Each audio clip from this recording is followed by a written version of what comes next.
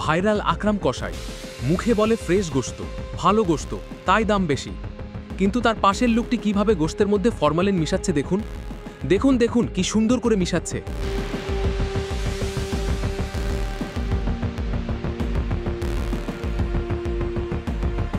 বাসি পচা মাংস কিভাবে তরতাজা হচ্ছে, তার দিকে ক্যামেরা যেতেই কিভাবে লুকিয়ে ফেলছে দেখুন।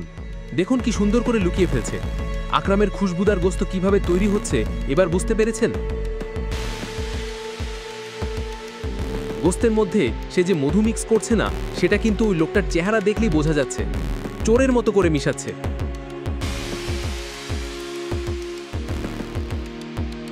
মেশানো শেষ হবে একের পর এক আকরামের সামনে ঝুলিয়ে রাখছে। আকরাম জনগণকে ধোঁকা দিয়ে মিসফিল্ডিং দিচ্ছে।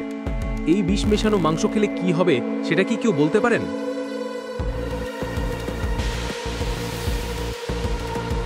কেউ কি দেখার নেই? কেন প্রশাসন নীরব? কোথায় ভোক্তা অধিকার?